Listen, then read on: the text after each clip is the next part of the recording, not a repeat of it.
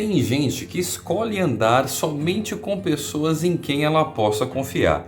E nesse vídeo de hoje eu vou te explicar por que isso pode se tornar um grande problema para a sua vida.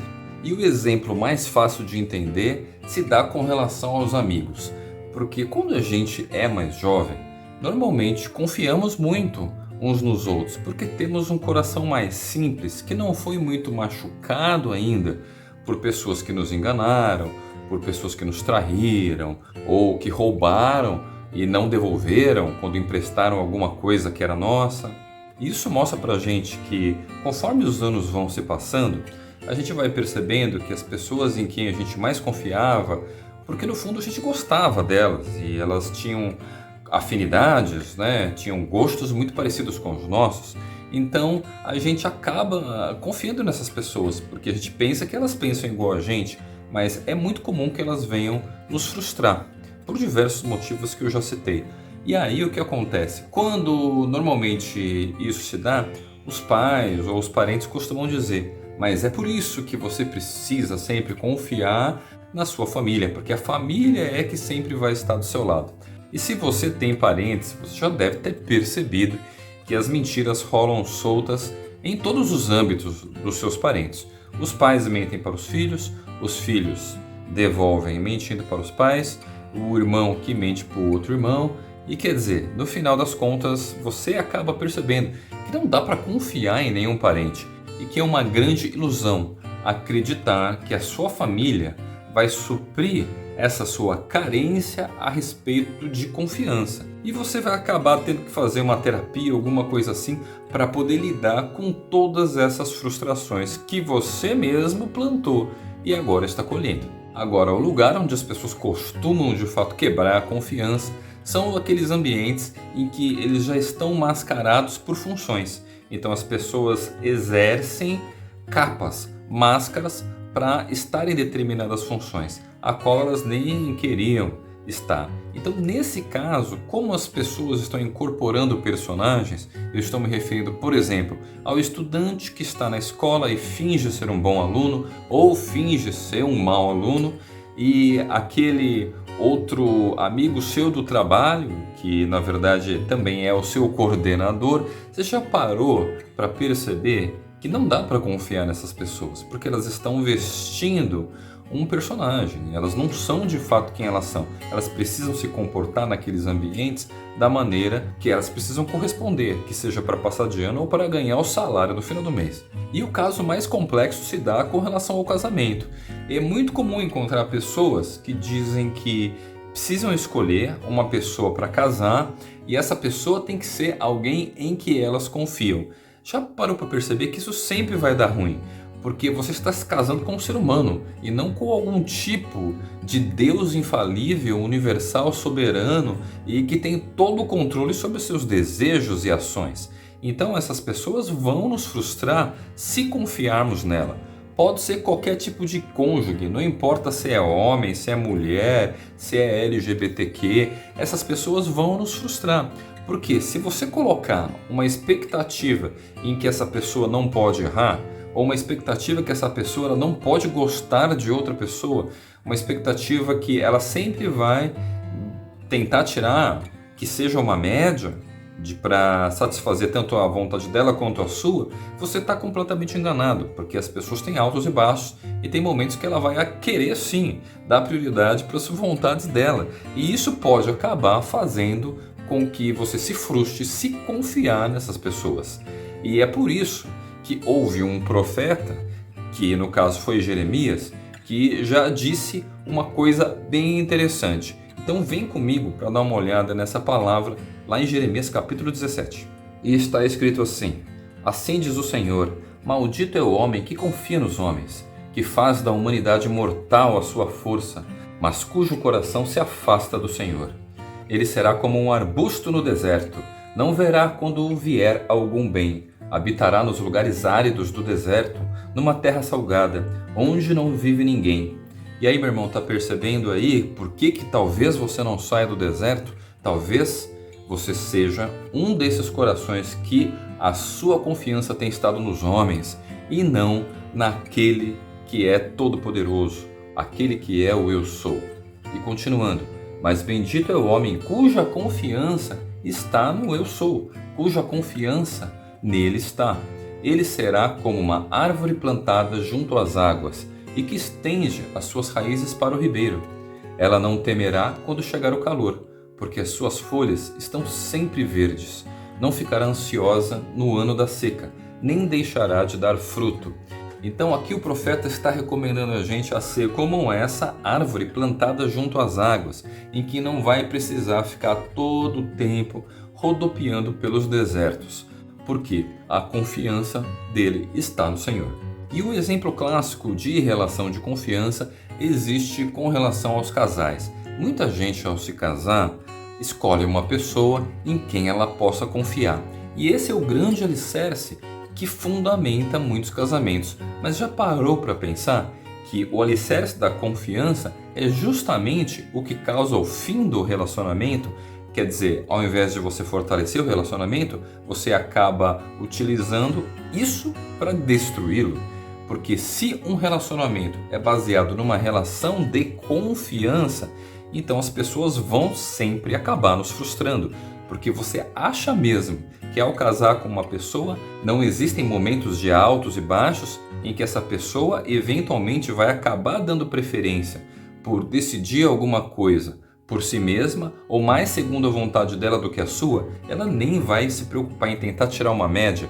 Você não acha que isso pode acontecer e ela pode acabar tropeçando no fato de repente acabar gostando de uma pessoa de fora ou mesmo se relacionando com essa pessoa de fora? Você acha que isso não tem nenhum risco e a chance disso acontecer, você acha que é alta ou baixa ao longo de muitos anos em que toda aquela paixão esfria? Muitos casamentos nos dias de hoje continuam sendo baseados em relação de confiança. Então, quando se quebra a relação de confiança, eles dizem que então acabou o casamento. Mas a verdade é que nunca deveria ter existido uma relação de confiança entre pessoas, porque a nossa confiança, a nossa segurança, a nossa paz deveria estar somente colocada nele, naquele que pode nos entregar aquilo que necessitamos. Quando transformamos uma pessoa, um reles mortal pecador, em alguém que supostamente teria que ser perfeito como Deus é e não pode errar de maneira nenhuma, além de estarmos colocando sobre ela um fardo muito pesado, estamos colocando todo o nosso relacionamento em risco, porque o relacionamento entre pessoas não pode ser baseado numa relação de confiança, mas sim numa relação de amor no sentido de ágape, de dar sem esperar em troca. Então, se eu espero alguma coisa em troca das pessoas, na verdade, eu já estou criando algum tipo de expectativa. E é sob essa expectativa de confiança é que vamos acabar nos frustrando. E aí fica esse papo de monte de casal falando que quer separar e tal, mas é porque os seus alicerces, muito provavelmente, estão nos lugares errados. Você provavelmente fundamentou a sua relação de amizade, a sua relação conjugal sob um princípio que não faz o menor sentido, porque maldito é o homem que confia no homem. Então, se eu quero que meu relacionamento tenha uma bênção, então meu relacionamento não pode estar baseado numa relação de confiança, seja ela com qualquer pessoa que seja.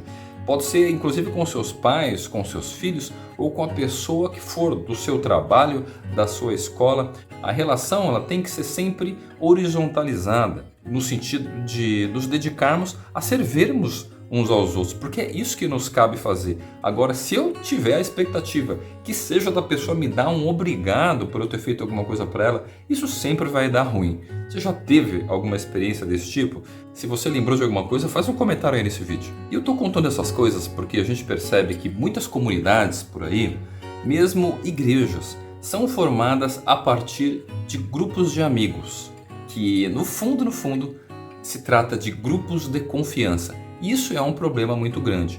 Muita gente me pergunta, por exemplo, por que existem tantos rachas nas igrejas. A resposta é muito parecida do porquê existem muitos rachas nos relacionamentos conjugais.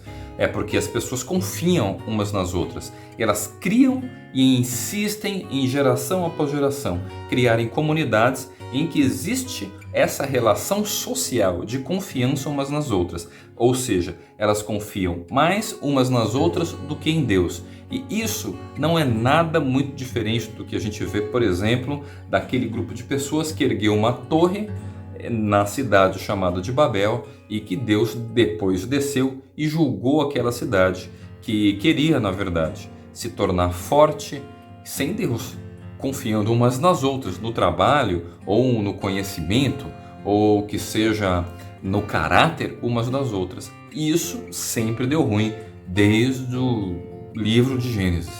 E o grande exemplo que eu tenho para trazer para você, por que não devemos formar grupos de confiança para nos relacionar como amigos ou como igreja, é seguir, por exemplo, o caso de Jesus com os discípulos. Jesus escolheu pessoas em quem ele podia confiar. Você acredita mesmo que as pessoas que Jesus escolheu ali eram pessoas em que ele confiaria? Você acha que ele não sabia que ele ia ser traído por todos eles? Será que ele não sabia desde o início que Judas seria o traidor? Eu estou querendo dizer com isso que Jesus escolhe um traidor para estar entre o seu grupo de amigos e que muitas vezes a gente nem tem esse discernimento. Quem são as pessoas que de fato estão com más intenções ou que estão fingindo, simplesmente se adequando ao linguajar religioso ou alguma coisa assim para se fazer parte, né, desse grupo? E então a gente acaba confiando nessas pessoas porque elas estão se esforçando de alguma maneira a pensar mais ou menos como a gente pensa. Mas você percebe como é muito perigoso se a gente tivesse criado um grupo de confiança assim? Imagina se Jesus considerasse os discípulos como um grupo de confiança dele. Com certeza ele não teria aguentado e teria desistido da cruz, porque todo mundo abandonou ele. Mas Jesus não tornou esse grupo de confiança como seu próprio alicerce.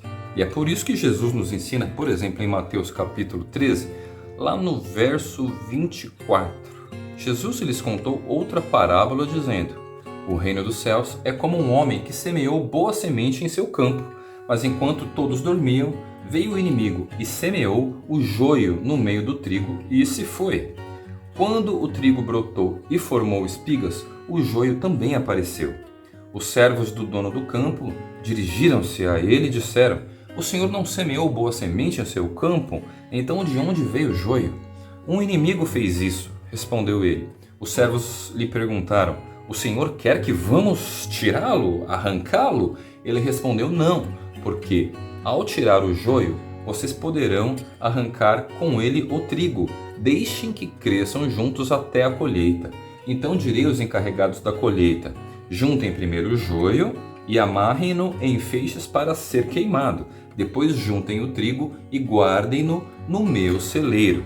Então aqui a gente vê algo importante. Jesus ele não diz para a gente ficar separando pessoas que são boas de pessoas más, pessoas que são trigo de pessoas que são joio, pessoas que são de confiança, da nossa confiança ou da confiança de Deus, de pessoas que não são.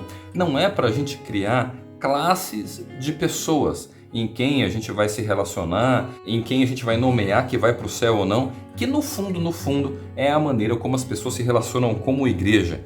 Existem aquele grupo de pessoas em que elas acreditam que vão para o céu e o resto elas acreditam que é provável que não. E desculpa, eu achei esse negócio engraçado, mas no fundo é assim que as pessoas têm se relacionado nos dias de hoje. E um exemplo bem interessante que eu gosto de dar fica lá em 1 Reis, capítulo 22, verso 23, em que é dito assim, que o Eu Sou pôs um espírito mentiroso na boca desses seus profetas. O Senhor decretou a sua desgraça. Essa é uma palavra dada por Micaías para Acabe. Quer dizer, Micaías estava explicando assim, ele como um profeta, alguém exercendo ofício profético. Ele diz que Deus colocou um espírito de mentira em todos os profetas de Acabe. Por quê? A intenção de Deus era fazer com que Acabe fosse morto na guerra e ele confiasse nos profetas, então ele iria para a guerra e seria morto naquela guerra. Mas o rei não acredita que todos os profetas poderiam estar mentindo para ele, porque ele tinha confiança nas pessoas, então ele acaba se dando mal. E isso explica muito do porquê existem tantas pessoas nos dias de hoje que acabam procurando profetas e aí só tomam profetadas, Ou seja, as pessoas que profetizam acabam sendo pessoas que falam aquilo que elas querem ouvir. E é por isso que o mais importante é a gente ter esse discernimento espiritual, para ouvir aquilo que vem do nosso Pai. E é nessas palavras que a gente vai confiar. É nelas que a gente vai construir o nosso alicerce de fé. Porque a palavra fé significa fidelidade. É a Ele em quem eu devo a minha fidelidade. E Ele tem um combinado de ter a fidelidade da palavra dele a mim. E é nessa relação que nós vamos nos tornar fortes e firmes espiritualmente. É assim que a minha casa vai estar firme sobre a rocha e não sobre a areia, que no fundo é a confiança que a gente deposita nas pessoas e nas coisas. Isso que inclui não somente governantes ou lideranças religiosas, como também parentes e familiares. E eu espero que com isso você tome a decisão certa de firmar os seus alicerces naquele que é digno de receber toda a confiança. E se você gostaria de entender melhor então qual é a minha igreja, porque se afinal de contas eu não posso confiar em ninguém, então como, por exemplo, eu, Márcio Kuba, me relaciono com outras pessoas se não é por uma relação de confiança? Qual é a minha igreja, afinal de contas? Se você tem essa dúvida, dá uma olhada nesse vídeo aqui e a gente se vê então nas próximas palavras. Falou! Se inscreva no canal e ative o sininho para receber as notificações dos próximos vídeos. Tchau!